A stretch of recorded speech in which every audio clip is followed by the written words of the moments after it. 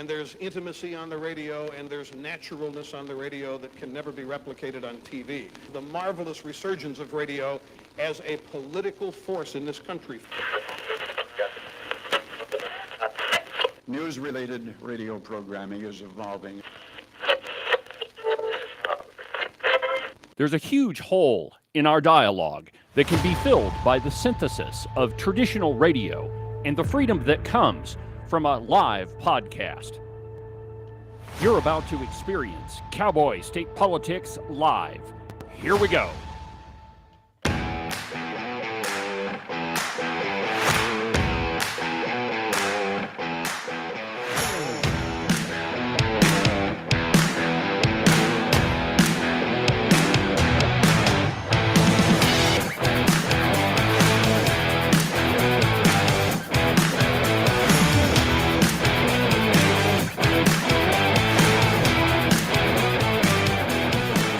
Good morning, my friends, and welcome to another incredible installment of Cowboy State Politics Live. From very high above all the puerile and insipid forms of Wyoming mainstream media, this is Cowboy State Politics. I, of course, am your illustrious host, David Iverson, firmly ensconced behind the silver Cowboy State Politics microphone, and broadcasting to you from the base of the Bighorns at the Cowboy State Politics Studio in Sheridan, Wyoming. Good morning, my friends, and welcome to the program. Happy Tuesday. We are finally getting some weather here at the Cowboy State Politics Studio. It's raining a little bit. Maybe it'll put out some of the fires, but it will not put out the fire that's burning around the Kamala Harris campaign and burning it to the ground, my friends. You know, with Democrats, it never fails that it always goes back to the essential things that they all believe.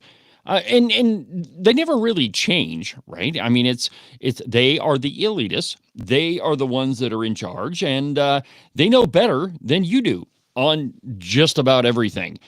There are a lot of examples of that. Perhaps you heard it on the television or on the radio, where at a rally, Kamala Harris responded to somebody who shouted from the crowd, "Jesus is Lord," and she says, "Oh, I think you're at the wrong rally." Uh-huh. Well, it's the same thing that we got from President Barack Obama.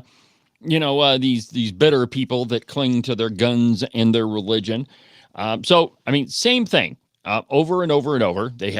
Liberals have an antipathy towards people of faith. There's also a report out that at a recent town hall, CNN, Kamala Harris had all of the questions determined ahead of time. I know that will come as absolutely no shock to anybody, but Kamala Harris is not capable of thinking on her feet, and she never really has been. So anyway, there's that, and then she has reversed her reversal on the fracking ban that she talked about during the 2020 campaign. Now, you remember, she said that she was absolutely going to ban fracking. And then a little bit later this year, she says, oh, no. In 2020, I made it clear on the debate stage that I was not going to ban fracking. Well, now she has a new climate person.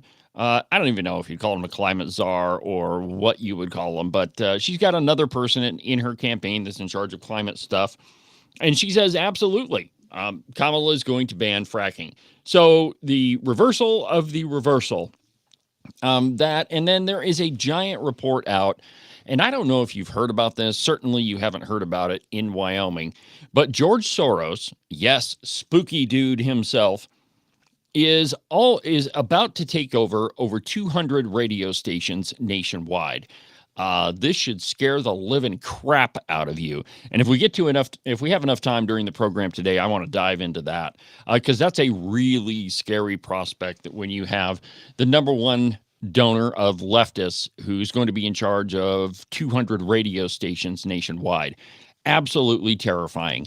So we got a lot to get to today. If we have time, we may take some calls. If you want to be part of the program, the studio line is 307-374-8989.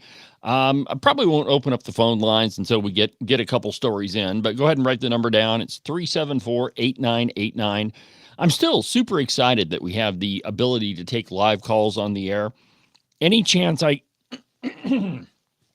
Any chance I get to interact with this audience, I absolutely relish. It's becoming one of my new favorite toys. So write down the studio lines 374-8989 if you want to be part of the program. But we begin this morning with a Harris town hall that was moderated by Maria Shriver, and Maria Shriver admitted that the questions, well, they were determined ahead of time. Yeah, it's not really a town hall. People don't really get to ask questions. No, they have to be pre-approved. From the Daily Wire, and I quote, during a town hall event Monday in Michigan, moderator Maria Shriver revealed that the questions posed to Vice President Kamala Harris had been, quote, predetermined. The admission occurred after an audience member asked whether they would be able to ask questions directly. In response, Shriver candidly stated that the audience was not allowed to ask since questions were predetermined before the event. She said, quote, and I'm going to play the audio for you here in just a second, "You're not. Unfortunately, we have some predetermined questions, and hopefully I'll be able to ask some of the questions that might be in your head. I hope so," Shriver said. However, a member of the audience managed to pose questions to Harris, one of which addressed the issue of gun violence and her plans to tackle it. We already know what Kamala Harris's answer to that one was. A mandatory buyback. In other words, they're just going to seize your guns. Harris quickly pivoted to discuss the normalization of active shooter drills in schools. But let's get to that Maria Shriver audio. Here we go. The questions were predetermined. Take a listen to this. Unfortunately, we have some predetermined questions, and hopefully I'll be able to ask some of the questions that might be in your head. Oh, yeah. We know we invited you to a town hall, but it's not really a town hall because you don't get to ask questions. And the only questions you get to ask are the ones that we've already had a chance to prep Kamala Harris on. This is the Kamala Harris campaign to a T. This pretty much defines everything about Kamala Harris in that nothing can be off the cuff. Nothing can be impromptu. That's why she didn't show up at the Al Smith dinner, which I'm going to talk about that here in a little bit. But the reason why she wasn't at the Al Smith dinner is she's not capable of competing in that type of arena. She is not the person that can think off of the top of her head, that can speak. And here's probably why. Fundamentally, Kamala Harris is a dishonest person. And I've got a couple of sound bites already prepped to show you that. Her comments on fracking are one of them.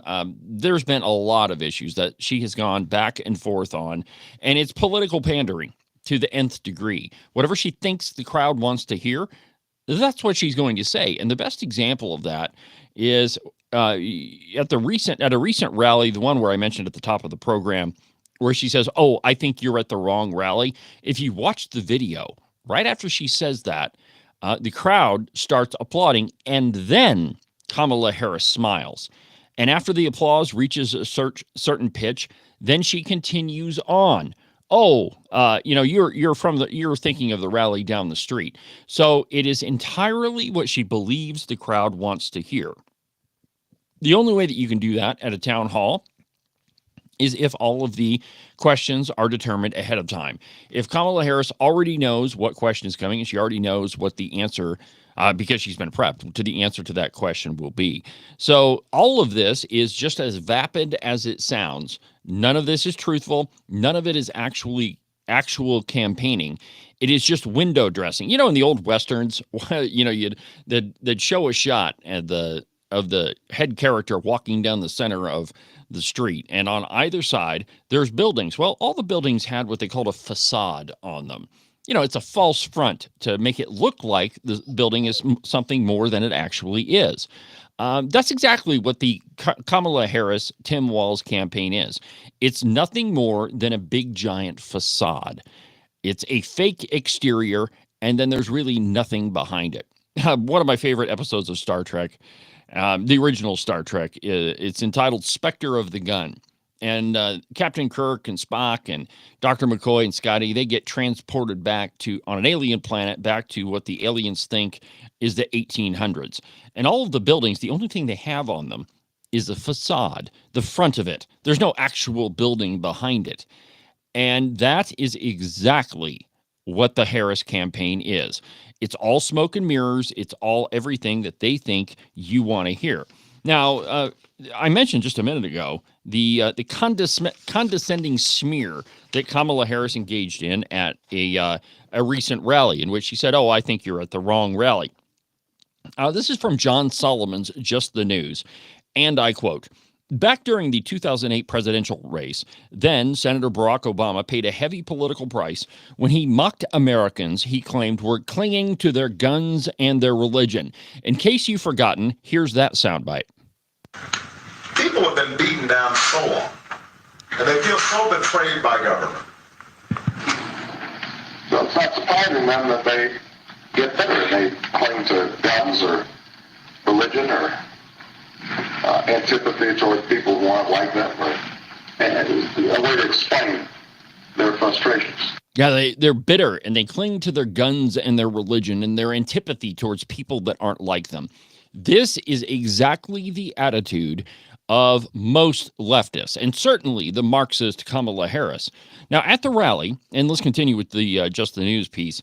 Let's see here. During 2 decades later, the candidate for whom Obama is now stumping, Vice President Kamala Harris, just made a similar comment and could have similar repercussions, even though the mainstream political reporting corps this time around have avoided giving it much attention. You see, the media is almost completely in the tank for the Harris campaign. So they're not really going to report on this, except for, off the mainstream media outlets like Just the News or like Cowboy State Politics.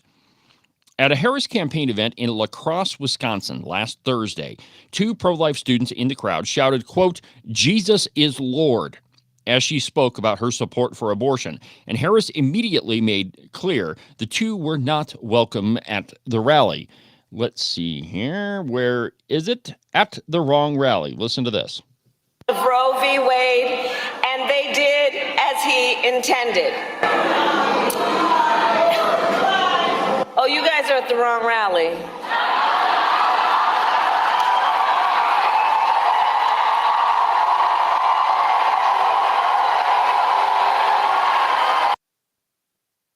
Okay, well, you get it. It's really hard to hear unless you really crank the volume up. But from the crowd, somebody shouted, "Jesus is Lord." And Harris's reply was, "Oh, I think you guys are at the wrong rally." And then the point I was trying to make at the beginning of the broadcast, that she only says what she believes the crowd wants to hear, comes next. Now, there's quite a bit of applause, and just disregard that because it's they packed the event with nothing but a bunch of Marxists anyway. So, of course, they're going to applaud when somebody is being anti-Christian. But just listen to what she says next. No, I think you meant to go to the smaller one down the street. Donald Trump hand-selected 3 members of the United States Supreme Court. Okay, well, that replays. But the point is that if you watch the video, you can see she says that comment, "Oh, I think you guys are at the wrong rally." And then she waits to see what the crowd is going to do next. And the crowd starts to applaud. And then the big, huge, toothy smile that she has comes out. Like, "Oh, I said the right thing." And then Harris continues. It's nothing but feeding off the crowd. But here's the thing. She didn't attend the Al Smith dinner, which I think was a monumental error in judgment. Catholics make up a pretty large percentage of the electorate. So the Al Smith dinner is a traditional Catholic fundraiser, and it's the one that happens every election when both candidates show up. And it's a roast, and they trade good-natured barbs back and forth. Well, Harris decided not to show up. Instead, she sent in a video, which was just bizarre. I don't think it was funny in any way, shape, or form. But she sent it in nonetheless and allowed Donald Trump to take center stage and to say whatever he wanted. But it's typical of everything that the Harris campaign stands for. There's nothing behind it. It's just a facade. There's no actual building behind it. There's no policies. It's whatever she thinks the crowd wants to hear. Well, let's go ahead and take a quick break. And when we come back, we'll continue with more Kamala Harris.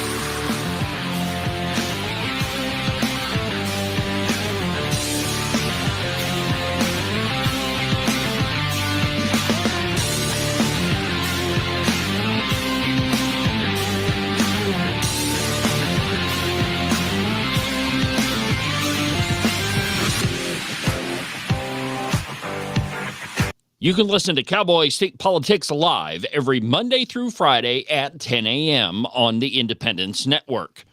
Make sure that you subscribe and follow the Cowboy State Politics podcast. You can do that from the website, cowboystatepolitics.com, or anywhere that you get your podcasts. That way, you'll make sure that you won't miss a single episode of Cowboy State Politics. Cowboy State Politics is sponsored by FreedomGoldUSA.com. They are the working man's gold company. The economy is in turmoil. The stock market pretty much is out of control, and you never know what's going to happen with your finances or your income. One way that you can shore up everything is by investing in gold and silver. Go to freedomgoldusa.com/David for a free interview to discuss your options and find out if gold or silver is right for you. One more time, that's freedomgoldusa.com/David.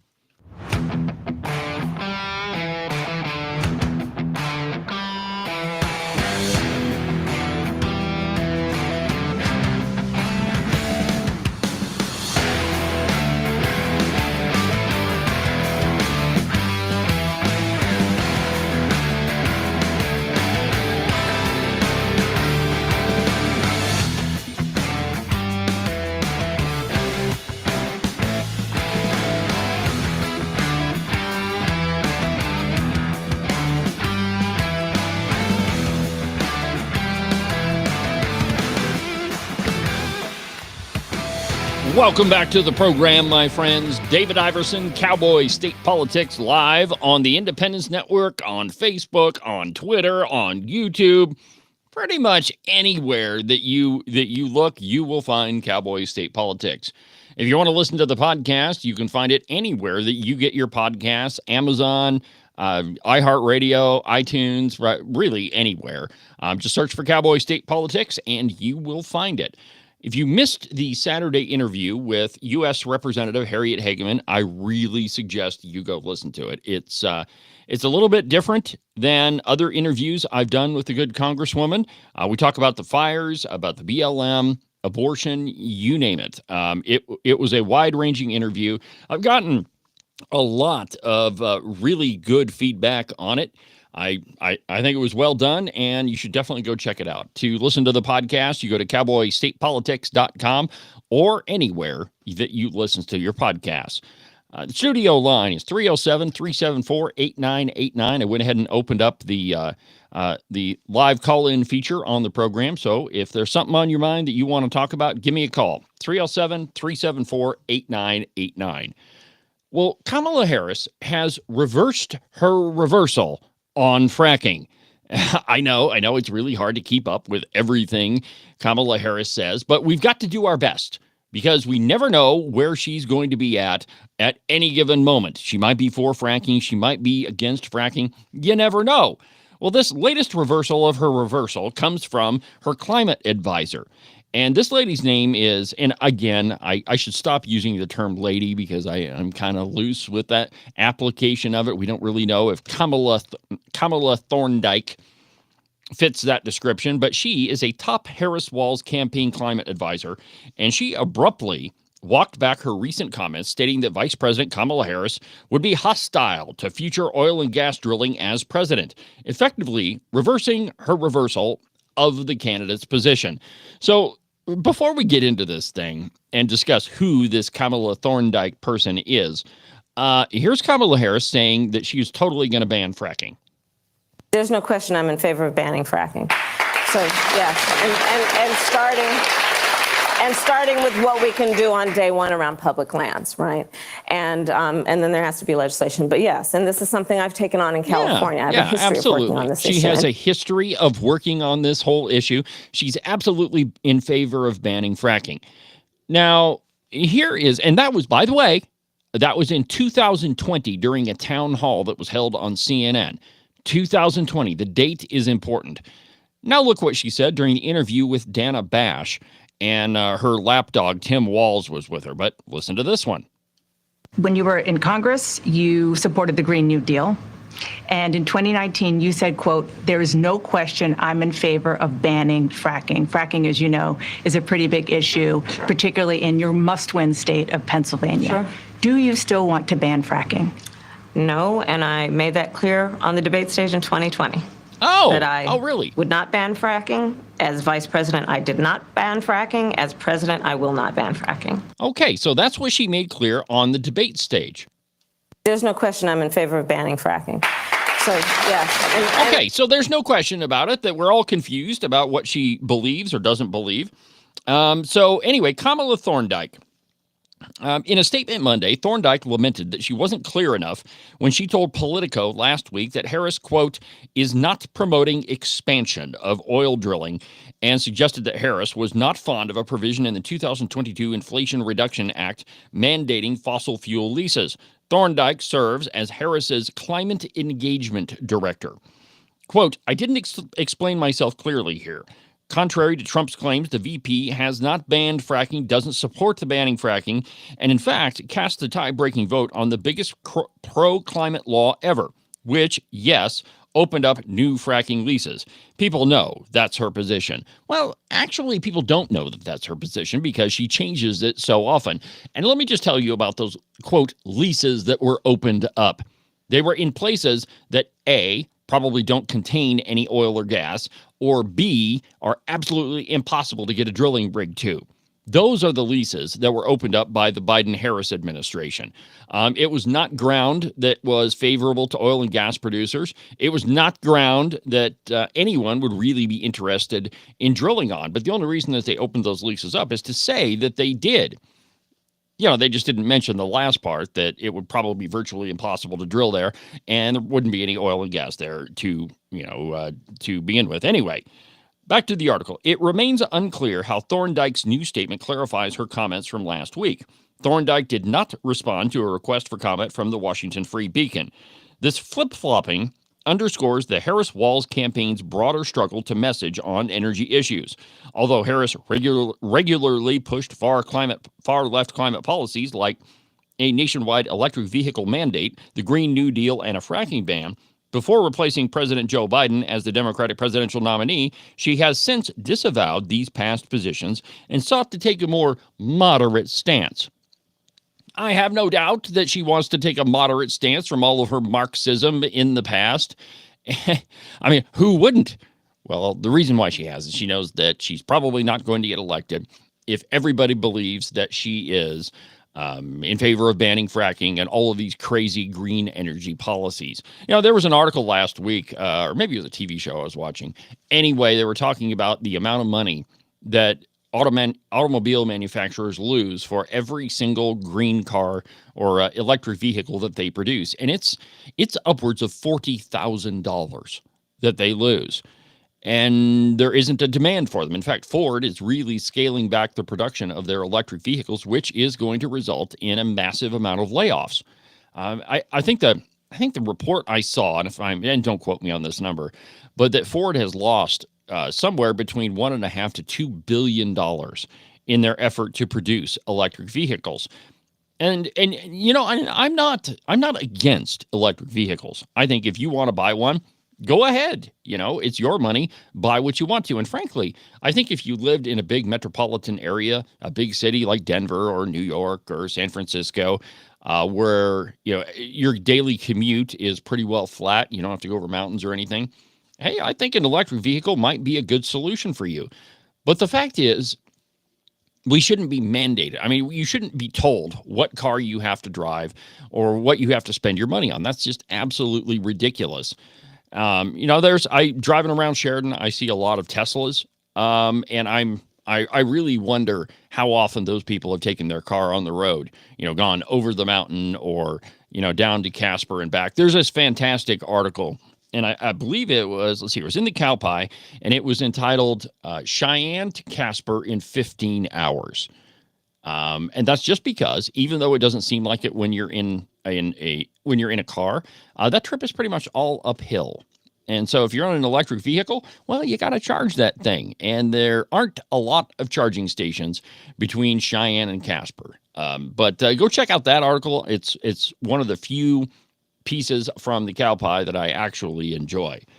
Let's see here. What else? Oh, yeah. We were talking about this Kamala Thorndike person, who she really is. Well, she's been active in politics for quite some time.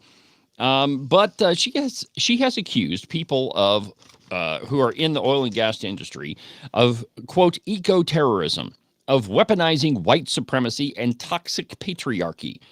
From the Washington Free Beacon again. The Harris-Walz campaign climate engagement director has a long history of demonizing fossil fuels, going as far to accuse oil and gas workers of committing eco-terrorism and advancing individualism and white supremacy plus toxic patriarchy. Think about that. She's accusing people of being individualistic and demonizing it, saying, well, that's a form of white supremacy. During an August 2022 podcast interview, Kamala Thorndike, who worked at green energy advocacy firm Rewiring America before she joined the Harris campaign last month, called, quote, on anyone who is in the fossil fuel sector to consider putting their talents elsewhere and stop, quote, continuing to cook the planet. It was far from Thorndike's first broadside on industry workers. Months earlier, in May of 2022, she accused the oil and gas industry of eco-terrorism, and in March of 2021, she called on her followers to overcome the, quote, individualism, white supremacy, and toxic patriarchy. None of us really know what any of that means. It's just buzzwords that the left uses to try to energize their base. But this Thorndike person, she's a radical. And this is typical of the people that are in the Biden administration or the Harris administration. I think we should continue to call it the Harris administration, but they chocked that thing full of left-wing radicals, and it's everything from judicial advocates to far-left Marxists. There are a whole bunch of different radicals that are in the Biden and Harris administration. So anyway, there's Thorndike. Let's see here. What else do I have in my stack of stuff? I know that I'm not going to get to all of it today. Oh, yeah. Here, this is a great one. Another Kamala Harris soundbite.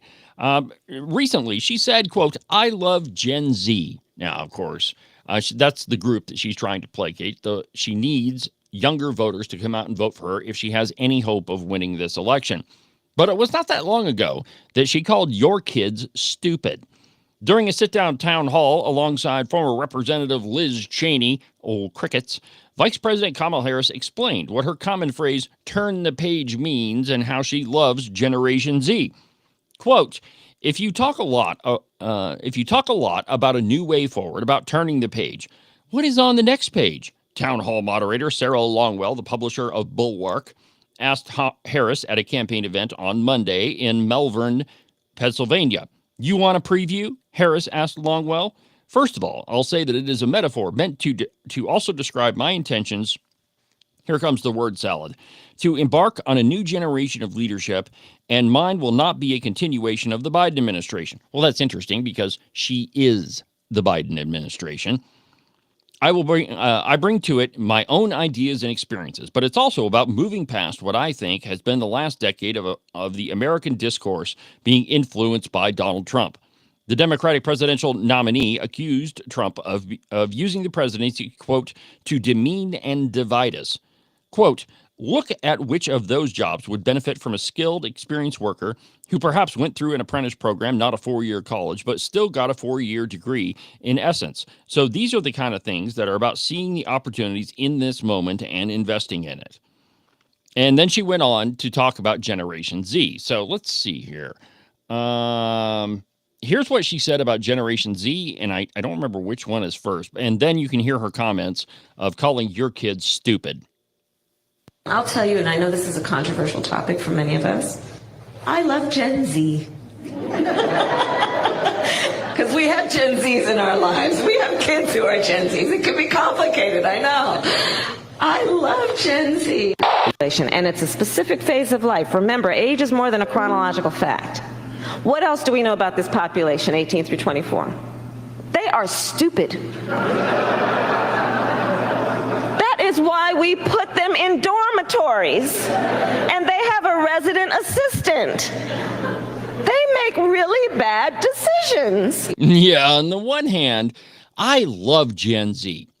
Really what she means is she would love them to vote for her. But your kids? Yeah, your kids are stupid. That's why we put them in dormitories. Again, this is a reiteration of what I started out the program with. Kamala Harris will say whatever she thinks the crowd wants to hear.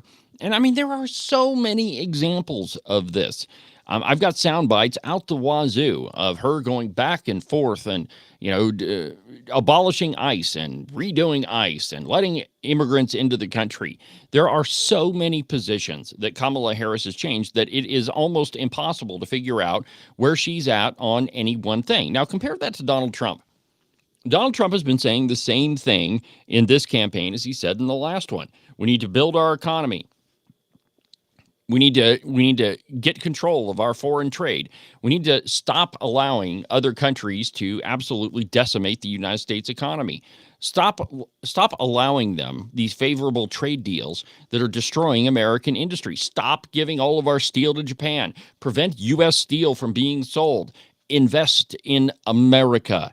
Lower taxes creates more innovation. It creates more wealth. All of these things he said during the first campaign, and he's not changed, unlike Kamala Harris.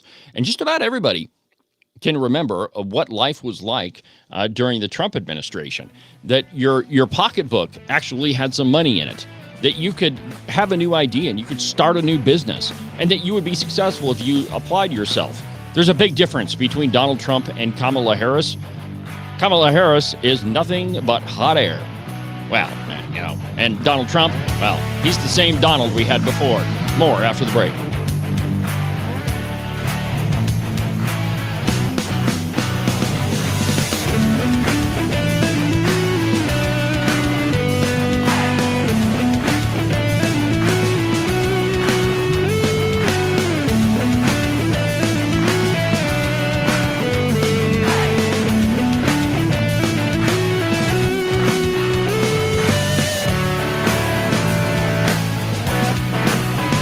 I don't know if you've noticed this or not, but it's hunting season.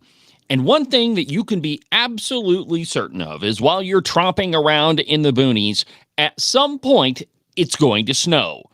A lot. And you definitely want to make sure that you keep your feet nice and toasty warm. The best way that you can do that is to order a pair of socks from the Buffalo Wool Company. They are the warmest socks that I've ever put on my feet. To get you a pair, go to their website, thebuffalowoolco.com. Trust me, you won't be disappointed.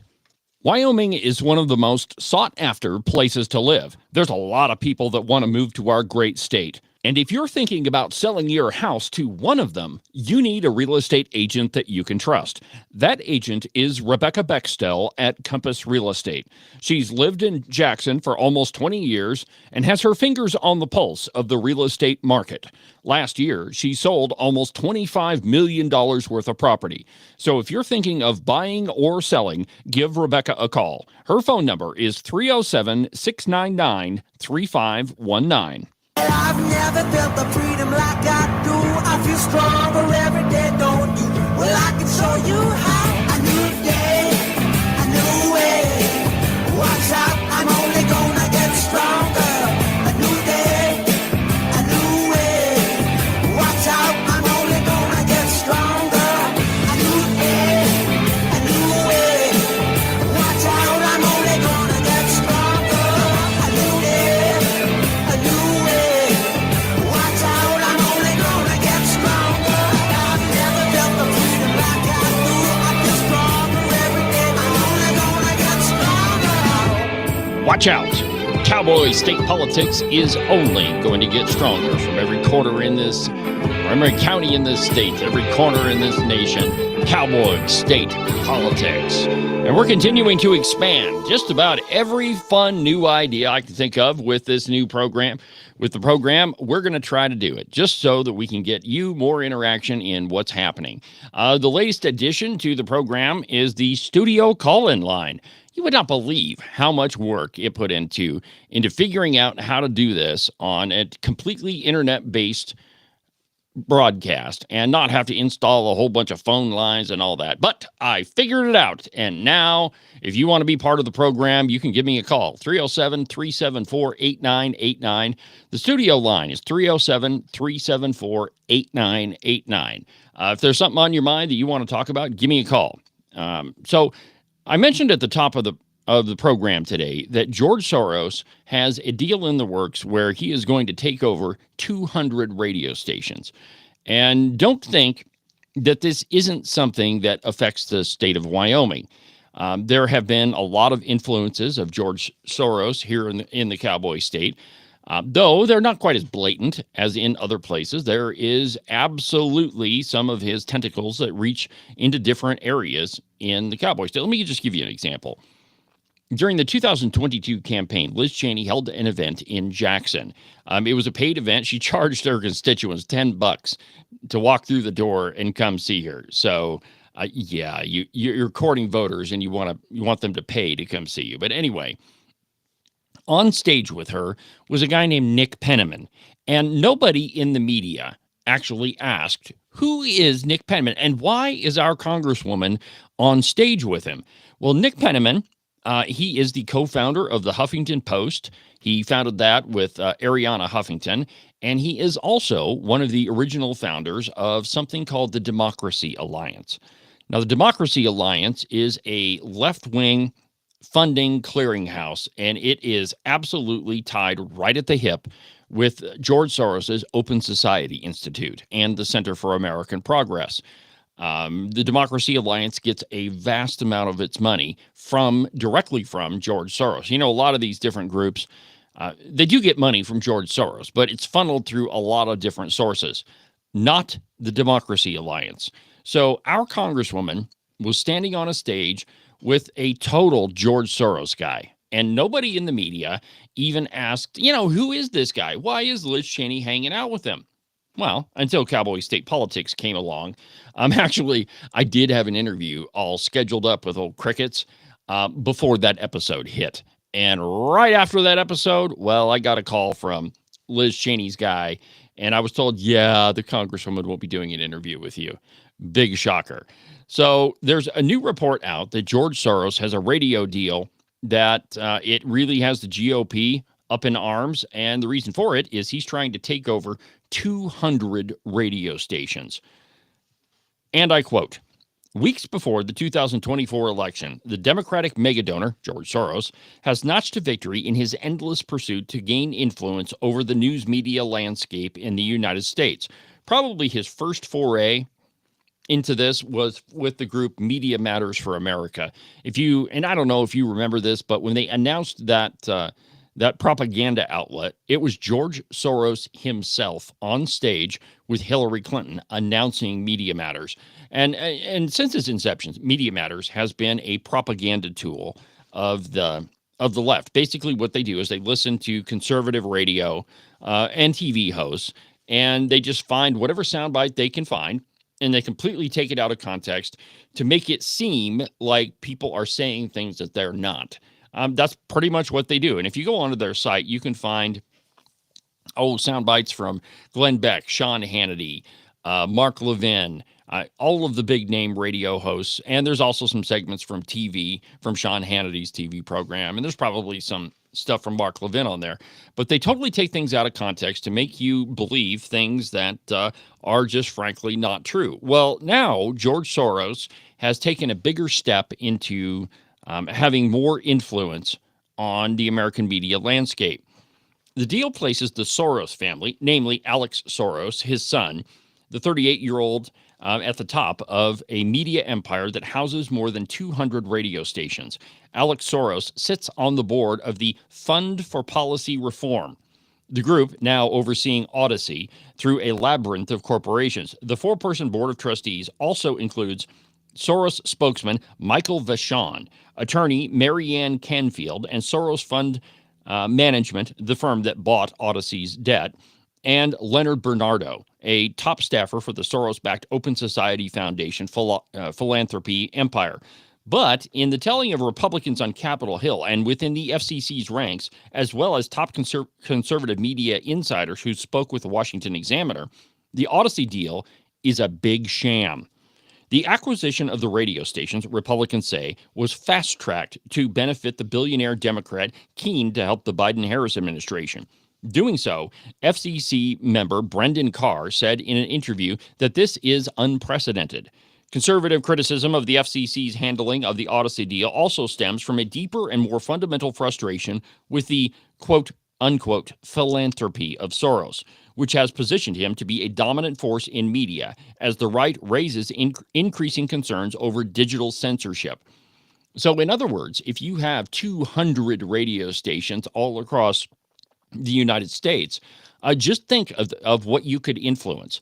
Think of the stories that you could allow to go forward or that you could push. Just think of the propaganda that you could push on the American people. With 200 stations, you have the power to push any narrative that you want, whether it's true or not. It's fundamentally dangerous. Now, what you have now, said David D. Smith, the executive chairman of the Sinclair Broadcast Group media conglomerate, quote, is a left-wing Looney Tune who has access to millions of people in every market in the United States. It's scary, he says. Mark Levin views the acquisition as a manifestation of Soros's goal, quote, to control as much of the airwaves as possible.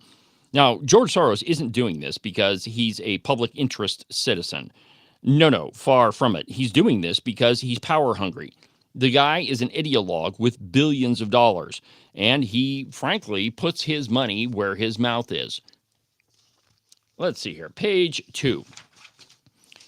Odyssey, which declined to comment for this whole story, is the second largest radio broadcaster in the United States after iHeartMedia.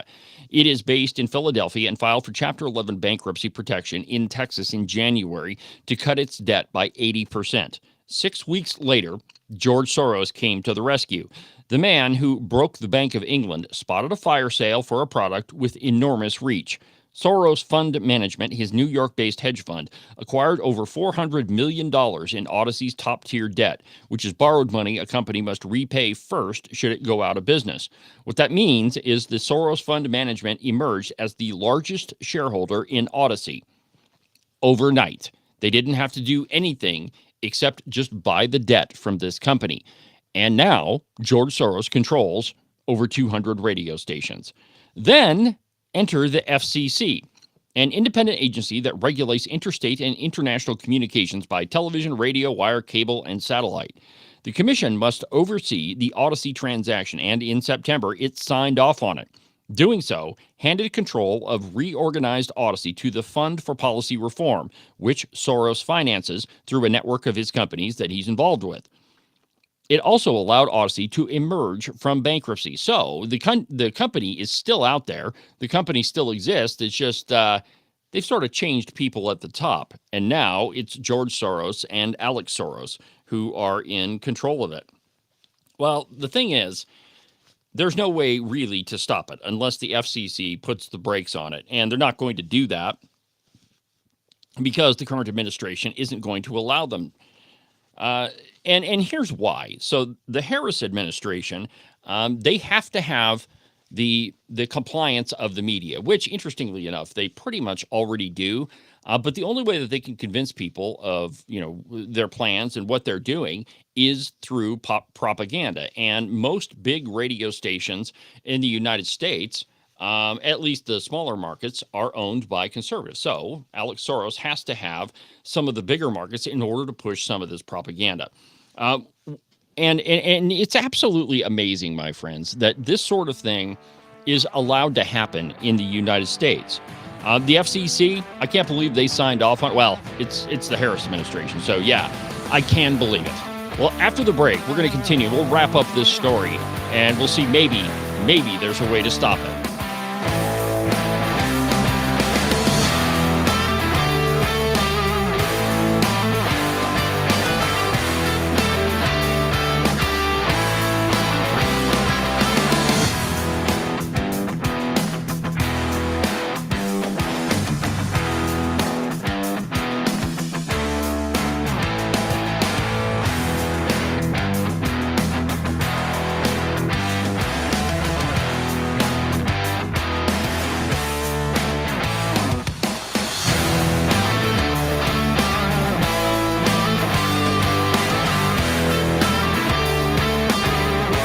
You are listening to Cowboy State Politics Live on the Independence Network. You're not going to find a selection of better news, entertainment, and commentary than right here on the Independence Network, with great voices like Joey Carenti from Just Blame Joey, Ken Pendergraft from The Ramble Room, Tom Kelly from Wide Right Turn, and the lovely Christine from The Hair Affair. And of course, my program, Cowboy State Politics, Wyoming's most listened to political program. Also, don't forget to check out the articles section at the website, independencenetwork.us. It's loaded with op-eds, commentary, and news from all around the Cowboy State. You can listen to the Cowboy State Politics podcast anywhere that you get your podcasts. iHeartRadio, iTunes, TuneIn, really any of them will work. But the easiest place is just to go to the website, cowboystatepolitics.com. There you can find all of the shows, as well as any of the articles that I might bring up during the course of a program. That way, if your name is Joe Biden and you can't remember if you had your pudding today, well, I probably can't help you with that, but I can definitely tell you why you should have never ran for president. And now, back to our program.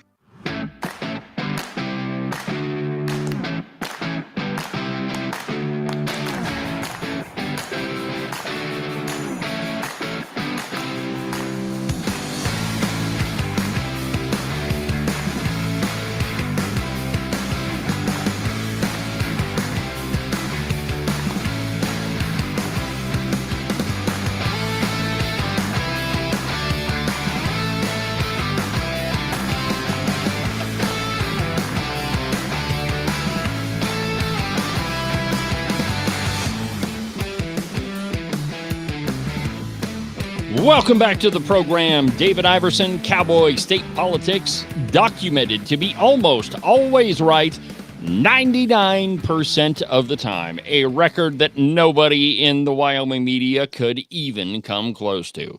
Welcome back to the program, my friends. If you want to be part of the show, the phone number is 307-25, that's my phone number, 307-374-8989, 307-374-8989. If there's something on your mind that you want to talk about, give me a call. Let's put this phone line to use. So before the break, we were talking about the acquisition of Odyssey by the George Soros Open Society Foundation and his son, Alex Soros. Well, there is a way to stop it, but the problem is you have to have somebody at the FCC willing to put the brakes on it. And there's pretty much, in my estimation, looking at this whole thing, there's really only one way to do it, and that would be through national security. Take, for example, the Chinese-owned land that was outside of F.E. Warren Air Force Base. It was not the state of Wyoming that stopped the operation of the Chinese. They had a cryptocurrency mining operation there, but it was not the state of Wyoming that stopped that. That was the federal government, because it was a foreign-owned business that was kind of in conjunction or right up next to F.E. Warren Air Force Base. And the truth is, they pretty much just shared a fence line with the Air Force Base. Well, they were declared a threat to national security, and the Chinese were forced to sell that piece of property and stop their operations. Well, just because there's really a really small amount of property involved in the Odyssey acquisition, because it's all radio stations, and the biggest piece of property that a radio station has is airtime. So yes, it's property, and no, it's not. But really what the FCC would have to do is declare that whole acquisition a threat to national security, which if they did that, it would sink Odyssey, but perhaps that's what needs to happen. In my opinion, one of the biggest problems in media is that there are these giant conglomerates, that there is one big company that's controlling several news outlets, and all those news outlets kind of have to toe the company line. And the best example of that in Wyoming is the Pravda on the Platte, the Casper Star Tribune. It is not owned by a Wyoming company. It's owned by Lee Enterprises, which is a Virginia-based company. The paper is not even printed in Wyoming. It's printed in Nebraska, which is why during the winter, if you subscribe to the Pravda, you'll get notices in every once in a while that says something to the effect of, well, delivery is going to be delayed, and it always happens around snow. So the big snowstorm hits and they'll say, oops, sorry, we couldn't get the newspaper to you. Well, the reality is they couldn't get the newspaper from Nebraska to here. And so, the biggest newspaper in Wyoming is not owned by a Wyoming company. It's owned by a Virginia company. So in my mind, the best thing that could happen with a lot of these media conglomerates is to break them up. Now, I'm not really in favor of trust busting. The Teddy Roosevelt, let's bust up the companies. Let's get rid of, AT&T. Let's bust it up. So I'm not really in favor of that. But I do think that the one thing that furthers the freedom of speech is if you have independent media, like the Independence Network, like Cowboy State Politics, and that's about the only way that's going to save it. So let's quickly go to the phones. I think we've got Jerry from Rock Springs on. I think so. Let's see here. But let's go ahead and talk to him. Go to the phones. I think we've got Jerry from Rock Springs on. Hey, Jerry, I need you to turn down the volume on your radio. I just did. All right. How you doing today, Jerry? Okay, I'm doing pretty good. I didn't get to watch your show with Harriet Hageman. Well, that's because that's because it was on the podcast. So it was a pre-recorded interview. Okay. Right, and I'm going to go to it and watch it later after the show. But I was concerned about her possibly not running next election. Is she going to run? Well, the answer to that question is you need to listen to the interview, because I directly asked her if she was going to run for governor, and I'm not going to tell you what her answer was. But if you listen to the interview, you can hear her response. And I think if you read between the lines, you'll be able to figure out what she's up to. Okay. Yeah, that was just a concern of mine, and why I really wanted to go to the podcast and watch it, because I think she's been really, really good for Wyoming. Oh, I think that there's no doubt about that. And here's my problem, and I've had a lot of people ask me, hey, do you think that Harriet's going to run for governor? And my response usually is, okay, well, first of all, she's doing a great job in Congress right now. And so if she were to run for governor, well, then we would have to replace her in Congress. And who's that going to be? I mean, we certainly can't clone Harriet Hageman and have another one of her in Congress. But on the other hand, I think that she would make a fantastic governor. And if she did run for governor, I think she'd run away with it. I do too. But I sure hate to lose her as our representative right now. Oh, me too. And, like I say, if you listen to the podcast, I think that you'll get a sense of what she's planning. I really think it was a good interview. All right. Well, that was just a concern, and I will be listening to the podcast here in just a few minutes. All right, Jerry. Thanks for the call. You have a good day. Hey, thank you for what you do. You're welcome. Thank you. Bye-bye. Okay, back to the program. That was the main question that I think a lot of people were wondering about with the Harriet Hageman interview. Is she going to run for governor? Is she going to stay in Congress? Well, I'm not going to give you the answer to that. You're going to have to go listen to it for yourself. And like I just told Jerry, if you read between the lines, if you listen to what she says, I think you'll get a pretty good feeling about what she's planning. Either way, I think it's good. I have my own thoughts on it, but I think I'll let you listen to the interview, and so that you can figure it out for yourself. Well, we've got about 5 minutes left in the program. Let's see, what else do I have in my stack of stuff here? Let's see here. Well, let's go ahead and do this one. From the Washington Examiner, the White House is defending its economic record after Biden blows a $1.8 trillion hole in the budget. And of course, the White House is going to defend their economic record. And And it's they don't have any other choice. For 3.5 years, almost 4 years, they've been saying, the Build Back Better is working. Build Back Better is great.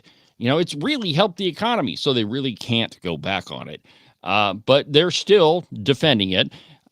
So from the Washington Examiner, and I quote, the White House blamed former President Donald Trump and his administration for the $1.8 trillion deficit that the Treasury Department reported last week for fiscal year 2024, the third largest deficit in U.S. history. And this all happened at a White House press briefing. And so here is what Karine Jean-Pierre replied with. It's pretty typical, but go ahead and give it a listen. The former administration passed tax cuts for billionaires and corporations that had led to where we are currently with this deficit. The White House blamed former President Donald Trump and his administration for the $1.8 trillion deficit. Okay, all right. We got it. It's not our fault. It's Trump's fault. Trump ruined the economy. We saved the economy.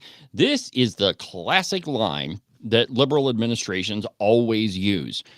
When Barack Obama was in office, it was all Trump's fault. For the first 4 years and even into his second term, everything was George Bush's fault. Every single thing. And you could go to just pretty much about every speech that Barack Obama gave, and everything was Bush's fault.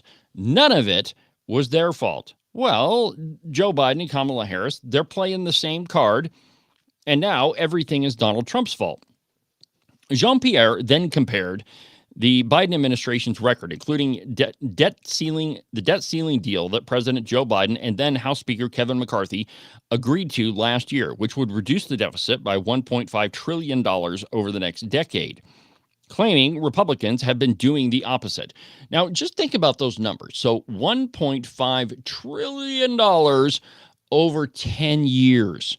Okay, so that's not really a reduction. A reduction is saying, let's reduce it by $1 trillion today, this year, not spread it over 10 years. And there is this fallacy in government, and it exists in Wyoming too, that we can't possibly reduce the budget. There's no way possible that we could reduce spending. Well, there's no way that you could reduce spending and keep everything that you have. But the truth is, there are a ton of programs that we just don't need. At the federal level, we give a crap load of money to foreign governments in foreign aid, some of which to governments that absolutely hate us, like Pakistan. I don't know why we continually give money to countries that hate us. I guess that at one point we had a lot of money and we wanted to be magnanimous, but there's no reason to do that, and it's just an absolute waste. And we could very easily not give all of that money away. We could very easily not spend it in every conceivable way possible, and you could reduce the deficit. But the problem is that, people in Congress, they don't want to stop all of these government programs because they know that once they do, it's going to equate to votes, and they're going to end up getting kicked out of office because they're no longer bringing home the bacon. Well, that's an attitude and it's a view of public service that we have to get away from. It is not a congressperson's job to bring home the goodies to you. Their job is to represent you, to vote on your behalf. It's not to bring every dollar that you can find back home, but that is what it's turned into. And even in Wyoming, and you'll hear this every once in a while on the floor of the legislature, that, well, it's a legislator's job to bring projects back home to your county. No, it's not. It's to represent you in your government. Now, and here's the other thing, and maybe I'll touch on this tomorrow, but it's not that conservatives are against spending. Conservatives are against needless spending. We're against wasting money, and that's what a lot of this bringing home the bacon bullcrap turns into, just spending money because it's there. Well, we burned up another busy broadcast hour on the program. Cowboy State Politics on YouTube, Facebook, the Independence Network, just about everywhere that you can find us. That'll do it. I'm David Iverson, and this is Cowboy State Politics. Have a good day, my friends.